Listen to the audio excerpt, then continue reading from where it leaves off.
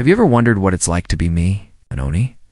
No, not some cartoon villain you see in an anime with a silly club and a tiger skin loincloth. The real deal. The kind your ancestors whispered about around the fire. The kind that makes the hair on your arms stand up when you walk past a dark old shrine at night. It's not all stomping around and scaring villagers, though I admit that can be a bit of fun sometimes. My life is. It's older than you can imagine. I remember when these mountains were just hills, when the great rivers were mere streams. I've watched empires rise from dust and crumble back into it. I've seen stars shift in the sky. Humans, you're like mayflies to me. A flicker of light, a brief, beautiful, and sometimes foolish dance, and then you're gone. And yet you fascinate me. Your courage, your art, your ridiculous, unwavering hope. My home isn't some fiery pit. It's a quiet place, hidden in the folds of the world. A valley where the maple leaves are always red, and the moonlight always seems to find a way through the canopy.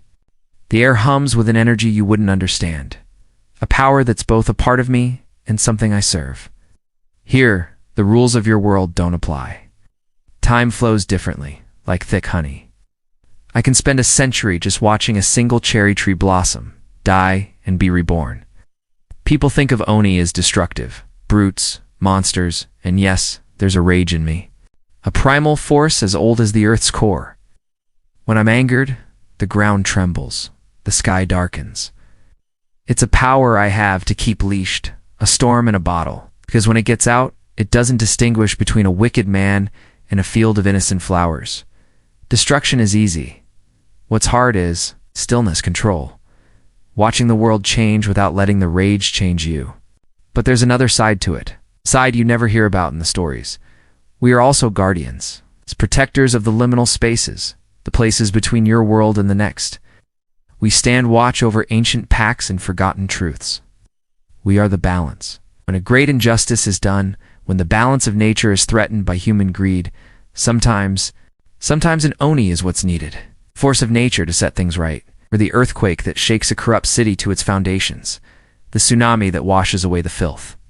It's not malice, it's correction.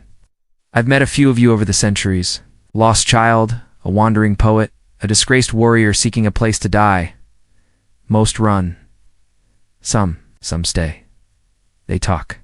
They share their stories, their sake, their fleeting lives. I remember a musician, centuries ago. She played a biwa, an old lute. Her music could make the stones weep. She wasn't afraid of me. She saw the loneliness in my eyes, not the monster in my form. She played for me under the moon, and for that one night the storm inside me was quiet. She grew old, of course. They always do, but her song is still here, echoing in this valley. Do I get lonely? Of course. Immortality is a vast, empty room if you have no one to share it with. Other spirits, other yokai, they're my kin, but they're different. They're wind and water and shadow. They don't understand the weight of memory like I do. I carry the memory of every face I've seen, every life that has brushed against mine. It's a heavy burden. Sometimes I sit on my mountain peak and watch your cities glitter in the distance. Millions of tiny lights, millions of stories I'll never know, burning brightly and then winking out, and I feel a strange sort of envy. You see, my existence is a paradox. I am a creature of immense power, yet I am a prisoner of my own nature. I can shatter mountains, but I can't hold a human hand without the fear of crushing it. I can live forever, but I can't experience the simple, profound beauty of a single finite life. Your lives are poems. Mine is an endless, unchanging book. The world is changing faster now. Your lights are getting brighter, pushing back the shadows. The old places, the sacred groves and hidden shrines, they're disappearing. People are forgetting. They're forgetting the pacts, forgetting the balance, forgetting that there are things in the world older and stronger than their concrete and steel. And with every forest that falls, with every river that's poisoned, my home shrinks. The power that sustains me thins. Perhaps one day, I'll fade away too. It's become just another story, a forgotten myth whispered by a digital fire. Or maybe not.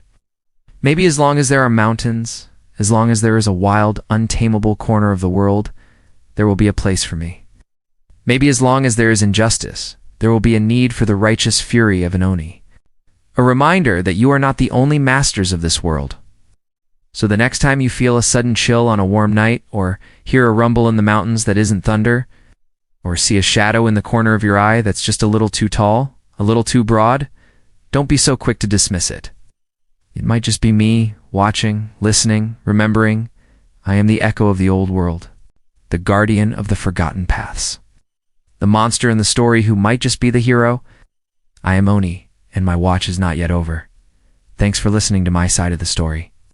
Maybe it gives you something to think about. If you enjoyed this glimpse into another world, consider subscribing.